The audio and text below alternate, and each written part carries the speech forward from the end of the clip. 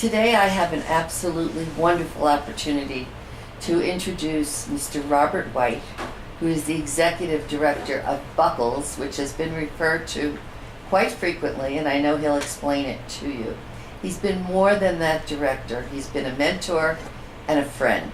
So Robert, please welcome. Thank you very much, Kathy. Could you please tell our viewers about your background in libraries and the role that you have with Buckles? And if you don't mind, please explain what Buckles is, Okay.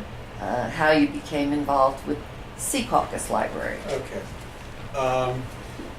That I started out as a librarian in 1970 when I went to work at Bryn Mawr College as a head of their reclassification program, moving the library from one classification system to another. And after that, I finished library school in Philadelphia at Drexel, and then I went to work for Macmillan Publishing and really saw the book side of publishers selling books to libraries, and did that in Riverside, New Jersey for 4 years. And then I wanted to go back to academic libraries, and I landed at Brown University, where I worked for 4 years. But I hated being so far away from New York, so I started hunting for a job, and so there was an advertisement for the head of technical services at the Morris County Library in Whippany, New Jersey. I had a close friend for many years who lived in Morris County, and I called him. I said, because I'd always worked in either publishing or academic libraries, and I said, how is the Morris County Library? And so he said, oh, it's a very, very good library. And so I sent in my resume. I came down and interviewed, and Ken McPherson, formerly the director of the Bloomfield Library, but had been at Morris County for a number of years. We were fine until we got to talk about money. He was a very tight-fisted Scotsman, and so we couldn't afford to pay that much money. But I said, okay. So then about 6 weeks later he called back and he said, okay, when can you start? I said, well, I want the students to graduate. So I said, it's May. I said, I'll be there July 1st. And he said, okay. And so I came down, and my question, and I went to say, will I have any kind of civil service requirement? No, you have specialized needs, and so we'll be able to do that, which turned out to not be true. He also, I said, will I have anything to do with automation? And he said, no, just take care of the technical services department to get the books on the shelves. And so little did I know that when I arrived that I was in major civil service peril, and that in fact I was going to make myself indispensable so I'd be protected one way or another. But the person who was in charge of automation, Sylvia Gaddy, in fact was pregnant. And so suddenly he comes to me, and knowing that nothing would make me more indispensable than taking over this project, 6 weeks after I'm hired at Morris County, I'm running the operation to connect 37 libraries in Morris County. So this was the early days that the IBM PC had not been introduced yet or anything, and the network communications were unbelievably primitive, but they were really blazing new trails, and so I got to learn a lot under fire. So I worked, originally I was supposed to do the 12 libraries in Morris County that were the larger ones, and I said, what about the other 25? And so McPherson, I said, let's have a public meeting and see how many would join. And because the county was picking up the full tab for this. And 20 people wanted to sign up right away. And he said, how did you know that somebody would want to do it? I said, I didn't. But I continued to work at automating the 37 libraries in Morris County between 1980 and 85. And I started to get these visits from libraries around the country, including a delegation from Bergen County, who were getting ready to automate themselves. And so they came out literally with like an hour and a half of questions of what they needed to know and this and that. And well, it was fine enough in Morris County, except it was 100% Republican.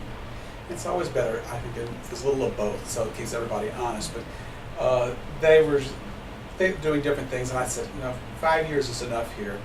And so when the folks at Bergen County, who were starting to get everything in place, they called and said, would you consider becoming a consultant to us? And I said yes, I said I would. And basically this was the idea of the director of the Englewood Library at the time, Tricia Anderson. And she said, we were just testing out to see how we would fit with you. And so then they made me an offer to come do the 21 libraries in Bergen County. So of course, history has a way of repeating itself, and the first thing I said once I got here was, I said, there are 62 libraries in Bergen County. What about the other 41? Well, that's when they said they were too poor, they were too uninterested, or too small, whatever the excuse. I said, we need to all be in the same thing. Now, this was no longer county funding it, but it was each local municipality funding. And so they said, how many libraries can you get to join? I said, I think we could add an extra 10. They said, that's a 50% change. I said, but I think we can do it. I said, I don't think what you have in terms of written documentation makes any sense. If I were a council or board member, I wouldn't sign on. So I said, if we can simplify the proceedings, standardize the fees, I said, I think we go get 10 more. And so they all were in shock. And so someone said, how did you say to them 10? I said, I had to get their attention. And so in 1986, I made 120 plus appearances before library boards and town councils in that 12-month period. The computer has still not been delivered yet, but the membership changed from 21 to 49 in 1 year. So, wow. So that was, and Wow, so beginning what an April, increase. so beginning April 16th, 1987, which was 16 months from the day I first walked in the door, suddenly 49 libraries went live at once. And for the next 110 weeks, we brought a new library on to circulate every week. And so as we got to the end of 1989, we were almost in, there were a few small libraries left, but there was one library, Fairlawn, which had been a standalone, not connected to any network, who in fact wanted to come back into Buckles. They had left in a huff in 1984 before I came. And so, but with them came the Hawthorne Library, which in fact was in Passaic County. So no sooner did we start on the arrangements to get Fairlawn in, that the membership had to consider, shall we cross Bergen County lines? And so there's no place that looks more like Bergen County than Hawthorne. I mean, if you're looking for one town that's outside of Bergen County that's typical, I thought this will be comfortable, it'll be a stretch for them. So they then came to, the membership really pawed on this, and so I said, the final thing will be a vote of a majority of the boards of trustees, so that each board will have to do a resolution to bring somebody new in from beyond the county. And someone said, why did you make it so difficult? I said, I think people need to be really sure and comfortable. And for Hawthorne to come in, it took more than 6 months to get everybody signed up. Today, it takes only 6 weeks or so. So people are comfortable, and these days, and now that'll take us to Secaucus. No sooner did they hear about Hawthorne joining Buckles, that I had a call from Kathy Steffens on behalf of Margaret Grazioli, saying that, in fact, that they had heard that there was some interest, and that they wanted to know. So I did my own little scouting tour and saw the numbers and whatever. I was in the old library next to the Firehouse. next to the firehouse, and I remember going. The two things I noticed with my first encounter with Secaucus was it seemed to all be in blue. That was the one thing, and the second thing, there were at least 5 notary publics there. So those are the first two things I noticed about it. But I thought, oh, this would be good, and I said that they're really limited in terms of space, and then joining Buckles I think would be very good. So I promptly did a proposal based on what we had done for Hawthorne, and I could see that these folks in Secaucus were, but we also were trying to be gracious, and so we thought, well, if Hudson County is going to do their own system, well, it was clear that when I met the folks in the rest of Hudson County that they were very divided, and I didn't see anybody being able to get them together. So I didn't want to feel that everybody hadn't been fully informed or whatever. If they wanted to put up their own system and we'd find some way to cooperate, that would be fine. But we were moving along. So Secaucus, and it was clear, we did the proposal and we heard back, I think within days, that in fact Secaucus wanted to join. So now we had one library in Passaic County and one library in Hudson County. Well, North Bergen was right behind and said, wait a second, and of course, because of the special connection with Weehawken, Weehawken was right on the road too. So that we started to have this Hudson County folks, but we weren't sure who else was coming. And at that time, I gave an interview with the New York Times in which there was a picture, and it was basically, the headline was "Looming Colossus of the North?" ? And I actually say in the interview that in fact, I don't think we'll ever have a library. We had one library in Bergen that wasn't in Wallington, and we had no libraries in Essex. And I said, I'm not sure if we'll ever have an Essex member. Well, as fate happened, it wasn't more than a year later that Nutley was very, very interested. And then, in fact, for a variety of reasons, the Essex libraries, which have been pent up with standalone systems or nothing, and now today we have 10 Essex members. But the important part, since I'm here talking about Secaucus, is that in fact the only additional libraries that are still members that came from Hudson were Hoboken and Weehawken. So we have 4. We have Secaucus first, then North Bergen, then Hoboken, and Weehawken. And so it's not grown beyond that. We had Bayonne for a brief period of time. It seemed an eternity when they were here, but they came and left, and I hope they're happy. But I know that one of the things is I've been very fortunate because there's no member of Buckles that I have enjoyed working with more than Secaucus. These were people, I remember when they were still in the blue building next to the firehouse, Kathy had a dream for this new building. And one of the advantages that we had is that in Buckles, in addition to the sharing of books, it is the sharing of community, in which that no idea is at one place. And so when Kathy was looking for ideas on this, whether it was staffing or selection or whatever, then basically whatever I had was for hers to use in Secaucus however they saw fit. And so and I think the thing that she's done, which she doesn't talk about so much, is she really professionalized the staff. I said, you're a great leader, you know the community very well. But in fact, if you're going to grow into the big thing, you need to have a full-blown professional staff. And anything that you can do to encourage that, you should do.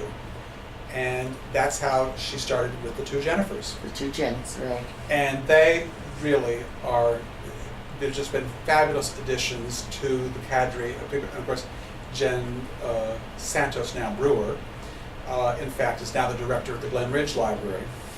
And Jen May here at Secaucus. But they have both made enormous contributions. And one of the things I love about Secaucus, and I say it's true of most of the members that are from outside Bergen, the folks in Bergen County just take Buckles for granted. And I'll talk about what Buckles kind of is in a little bit in a second. But the ones that come from outside the county know that it's not automatic or a given. And so there was always a sense of, I would say, buy-in, gratitude, two-way, everything that it works in a cooperative. And I have to say that over the years, Secaucus has been a model member of Buckles and has given me no gray hairs at all. I cannot say that's true of all, just as some of your children, in fact, give you lots of gray hairs and others don't. But Secaucus has always been first of all to host events, because Kathy believed in having a good-sized meeting room, a good-sized parking lot. And so we've been able to, I was always the thought, someone says, well, do you treat Secaucus any different? I said, well, one of the things, Bergen County had the capacity to use your card everywhere. But when we started going outside that, people said, well, that's not automatic because the freeholders in Bergen County paid for this service. Well, as soon as I had both Secaucus and Hawthorne, of course the question was, can we make it so that the card is good everywhere? And so it took me almost a year to figure out a formula. And finally we said, if we divide up the amount of the Bergen County grant by the number of libraries in Bergen County, it's about $3,000 a year. So we came to each of the libraries and said, instead of having a grid in which this library will lend, this library won't lend, everybody buys in. And in fact, as soon as we set the thing, Secaucus was first in line to say that, of course, they would do that. And so from that point, not only could you get books from anywhere, in fact, you could go into any library in the Buckles system and just use it like yourself.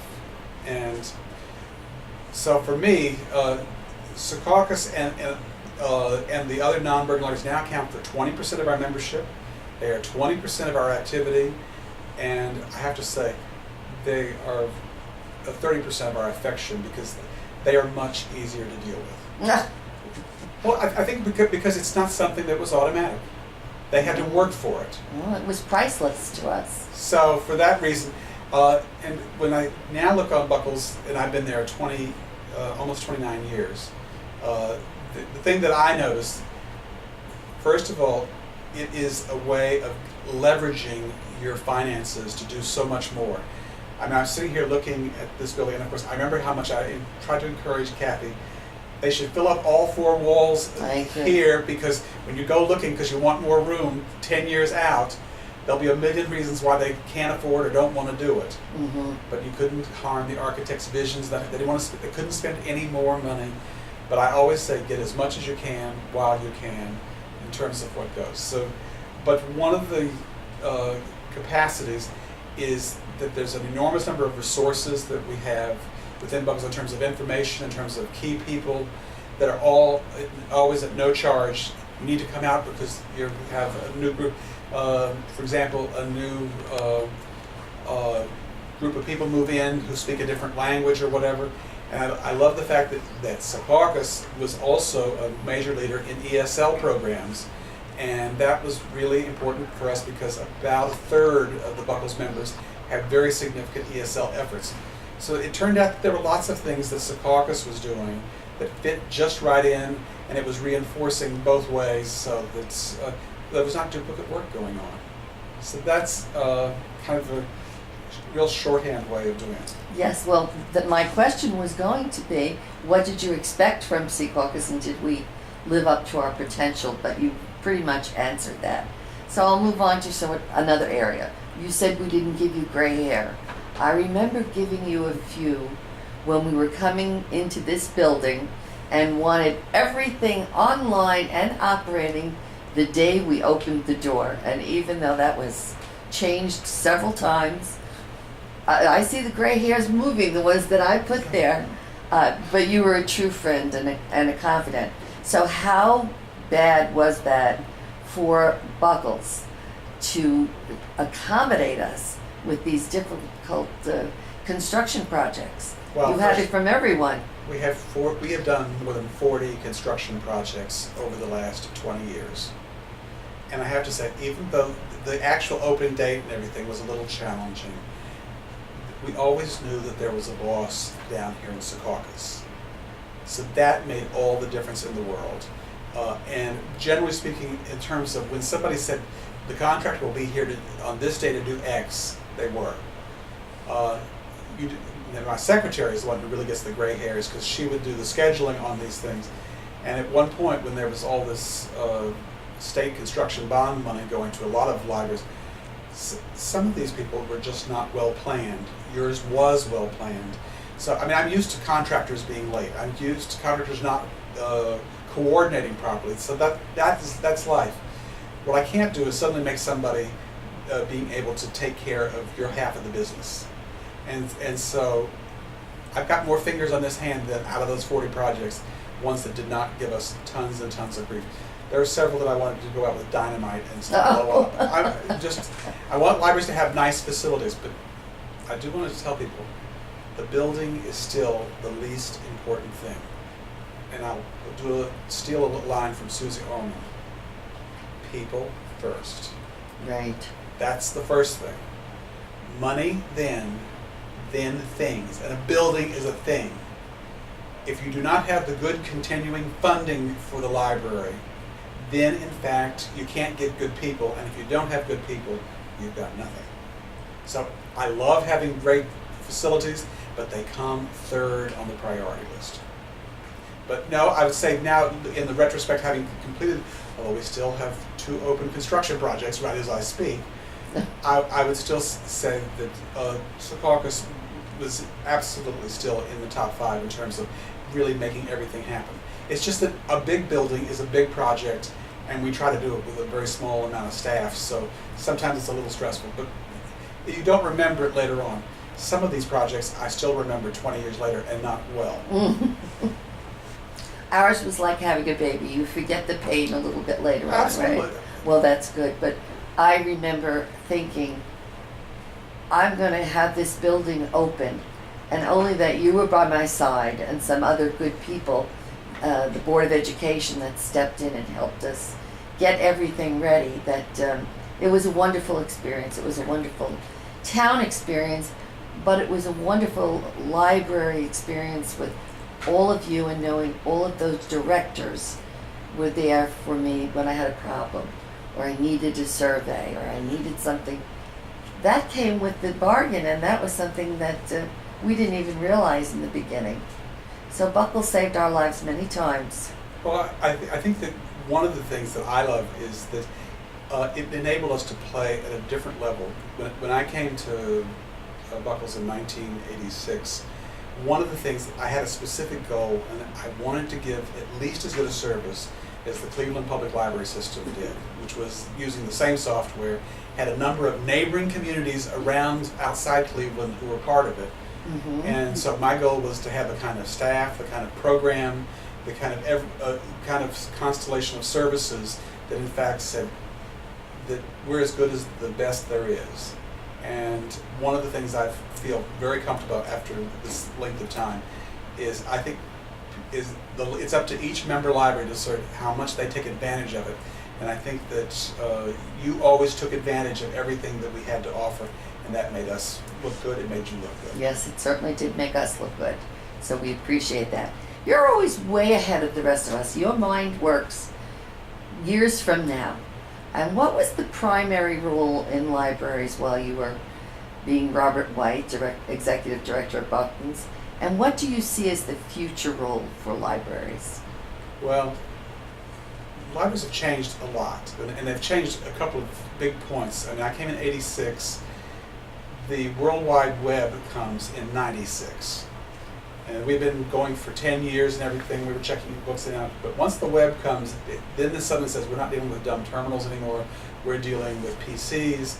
And so the need for staff to be technically strong is much greater than ever before. That still doesn't mean that you don't have to know the content. And so people who are very good with gadgets, but in fact have no comprehension of what the content is, they have nothing. So a library, and if you look at the 13 Buckles staffers, we expect them to be content heavy and tech savvy. And it's not an either or, it's a both and. So, in fact, and generationally, we're now moving to, like me, who's the Medicare generation, that in fact says that, in fact, we need help with these gadgets because they don't know, they can't write an instruction book to save their lives. And they are not intuitive, no matter what anybody says. I mean, I have trouble when I see an icon. Oh, is this the boys' room or the girls' room? I can't tell. The icon doesn't make sense. I wanted the word men, women, but that's too hard for some. So that's one of the components in terms of what in terms of what's coming next. What has also changed is the library has become, especially I would say in the last 15 years, very much the community center in the town. It is the most used civic resource in 95% of our members. It is the place where everybody comes together, old, young, rich, poor, smart, well-educated, barely able to read or write. All of them come here. And as much as the parks are nice, as much as the schools are good, this is covering a much broader spectrum. It's also covering those people who are working in town, and there's an obligation that's felt there as well in terms of serving them and the businesses. And so I think in the sense of, I can't think of any single community organization that is as key as the public library. So, but now what comes in the future is the thought that everyone's just going to be sitting there staring at their smartphone or their iPad or whatever. I think people crave community and making connections. It goes back to Susie again. It's people first. And I think that that's what we do, because there's so few institutions that look out after people. Maybe a small segment, but we say the whole segment is open. Mm-hmm. And it's not how big your checking account is or anything else. And so it's the great equalizer. At a time when we look at more particularly economic inequality, not in the library. And so, and I have to say a lot of those things come back from my early days growing up in Texas, where I used to take a bus to the Dallas Public Library every Saturday morning. And it never dawned on me in any sense that there were any limits into what I could do. And I think the library is a fabulous laboratory for thinking beyond yourself. I think that's wonderful. I mean, I just hope that your thoughts and your knowledge continues in Buckles when you retire and leave us and go and enjoy whatever you the one thing I have to say that is hard is there is an increasing number of people, many of whom have political power, who don't think libraries are important, Mm-hmm. or that we can't afford them anymore. And part of my job is to educate those people. And there is legislation that is coming out in about a month, which has to be, it's permissive legislation, and so town by town they could do it.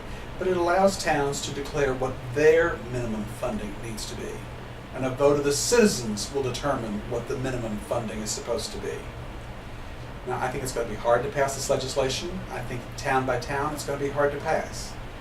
But one of the things that I'm going to do my damnedest is, in retirement, is that if somebody wants me to help them advocate for getting the citizens having more control over what's spent for libraries, I'm ready to do it. Because in too many towns, it doesn't make a difference which county it is.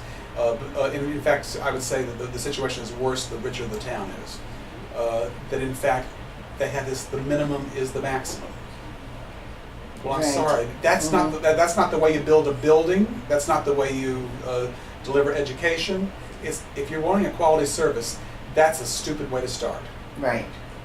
So, and one of the things is, I'm not beloved by every politician known to man because I kind of put the cards all on the table. And I need to remind people that in fact, and this number has only changed by 0.25% over the last 15 years, the cost of the public library is 1.45 cents of each tax dollar. That's what it's costing. Now, why they're coming out after this 1.5 cents instead of looking at their cost structure on the other 98.5 cents is beyond me. But it happens, and I would say, if you wanted to ask how many gray hairs I've gotten from confrontations on this, that's another matter. But you know, there's a little library that went out of business in northern Bergen County 3 years ago, Northvale, because it was an association library. It wasn't a municipal library. And in fact, they just got out of what, and in fact, Buckles had a minimum standard of how much you had to be funded to stay in Buckles. Especially if you were a private library, because there was no good law governing it statewide. And so when they wouldn't meet the minimum standard, we said you can't continue to be in Buckles, and the library closed. Well, now it comes 3 years later, and a grassroots group of people, starting this past February, in fact, they're saying, we want a real library, a municipal library with a guaranteed amount of funding, and so we want to be a municipal library, like the 59, like the now 62 of the other, I'm sorry, 72 of the 75 Buckles members.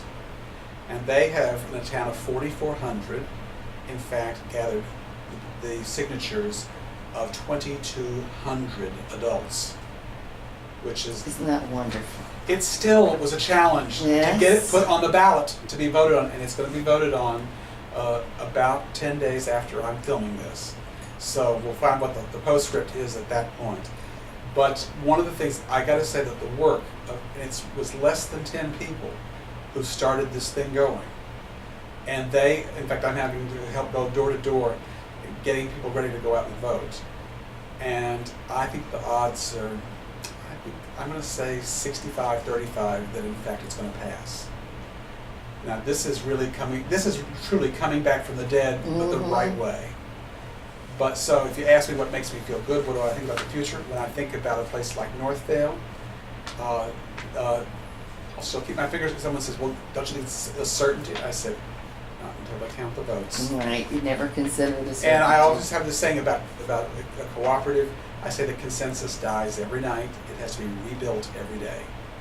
Because when you think it's just automatic, it'll just go along. Get ready. Here comes Hurricane Sandy or something else to knock you right on your pins. Robert, it was less than 10 people that got this library started back in 1934, and that was a grassroots movement. So you're just repeating history. Well, history's a good guide for lots of things. And as you as their advocate, it'll happen. Now, that brings me to the end of our segment, but we're celebrating our 80th anniversary next year. You will be invited, of course. There's going to be a ball. What would you like to say? What would you like to leave us with? What would Robert White say for the future? Or what thoughts you have on your mind? Well, I have to say that I knew when you folks made the decision so quickly to join Buckles, I said, these people are going to be a fit. I knew it. I can tell which places are going to be troubled and which places are not, almost as they're signing the things. These days I don't let us sign. I managed to say, we'll pass. But I think Secaucus has been in very good hands. It continues to be in very good hands. And I think the citizens have a stake themselves, and I think they're not going to let it be in any hands other than that. So I don't plan to be here for the 160th, but certainly I hope I get to 80 in as good a shape as Secaucus is going to be next year. Oh, that's wonderful. Thank you for giving us your expertise through the years, and as you did today. It was quite an interview and very, very informative. Thank you.